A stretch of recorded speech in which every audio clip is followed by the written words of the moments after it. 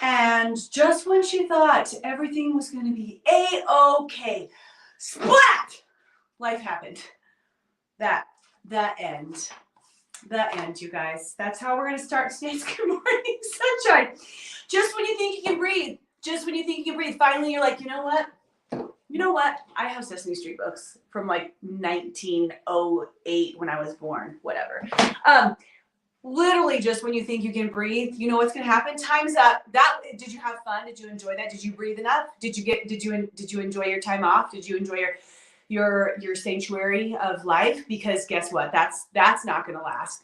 This is actually a good conversation though. So as you jump on, say Good Morning Sunshine or hashtag GMS, there are a lot of newbies on here. Just if you're like, I don't know what to post and I kind of want to hide, just put 3 butterflies. It's a sign of transformation. It's something that Whit and John's gone through, and we've been using it for a long time. So you don't have to put anything but 3 butterflies if you're like, I'm not ready to participate yet. But if you're a regular, share something you're grateful for. Maybe it's the show Tom and Jerry. I'm outdating myself today. You guys, do you like this? Whitten calls this Thomas. He's like, can I watch Thomas? And yes, my 3-year-old watches Thomas and Jerry. Anywho, guys, my son, my little beautiful chemo baby who's not a chemo baby, cancer baby who's no longer a cancer baby, turned 3 yesterday. I told you we were going to do a live and he was going to be the star. And instead, he did not feel well. He didn't feel well, right? So we've been like leading up to his birthday. And I'm like, what divine timing? Like, how well does this work? Right? Like, not only do we have our scans and they come back clear, but we get his port out, even though they almost postponed the port removal because of this little cough that he had. And then we would be at the hospital yesterday, but that's a different story. But like, everything's like so divinely timed. And we're going to have his birthday and it's perfect. And then we have his birthday and we've got all these different things we're going to do, right? We're in our breathe moment. Finally, you can relax. Ooh, finally you can breathe. I'm like, yes, let's just go do this. And we get to the park and he's like, he plays for a little bit and he's like, I want to go home. And we're like, okay, cool. So we go home. That's what you do.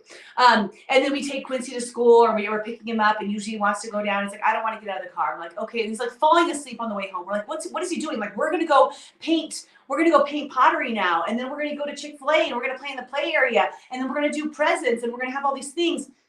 And he's like, no, I'm not doing any of that. We just barely got him to Chick-fil-A, kind of ate some of an ice cream cone, right? Like, I'm like, he kind of feels warm. So we take him back to the house. I take his temperature and it's at 101.4. Now, for us chemo moms, all of you guys, right? A temperature of over 100.4 means off to the hospital. We're going to go to the hospital. We're going to get hooked up. We're going to have our blood tested. We're going to make sure there's no bacteria in it because that ports directly into the heart, which is very dangerous. You have to make sure you're watching everything. And then if his numbers, we're going to take his numbers. And if he's neutropenic, they're going to admit us to the hospital and we're going to stay overnight until his numbers go back up over 500. That's what us chemo moms know, right? So in this moment, you guys, I was kind of like celebrating that my son had a fever of 100.4. I'm like, dude, look at us not going to the hospital right now. I'm like high-fiving myself. I'm like, he's just a normal kid with a fever. Like, totally cool, not a big deal, right? And then like, I don't know, a couple hours pass and we're chatting about it. And I'm like, that's right. He did just have surgery 5 days ago, and they do want to watch for fevers to make sure that nothing's going on. So then all of a sudden, I'm right back, right? Time's up. Nope, you thought you could relax. You guys, time's up. Nope, you don't get to breathe, Cal. You thought you could breathe. You can't breathe. No. We're not doing that today. We're not breathing today. So I take a big deep breath because that's what you do when you can't breathe, right? And I'm like, okay, let's call the oncology nurse on call oncologist.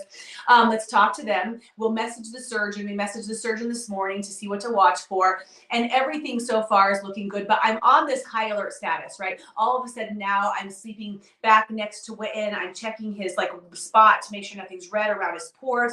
I'm checking his temperature to make sure nothing's changing, making sure everything's good. And then he's up at 3 a.m. and then we're back over in a different room. And I feel like it's like flashback, right? Not all the way back, but a little ways back. I'm like, okay, here I am again. And things are fine now. Things are going to be fine, right? But it's this reminder in our lives that there's going to be these ebbs and flows of ups and downs. And sometimes when when you get up to that up and you're like, damn, things are good right now. Like I am crushing it. And then something goes the wrong direction. Maybe it's just a little tweak left or right or a little roadblock or a little frustration.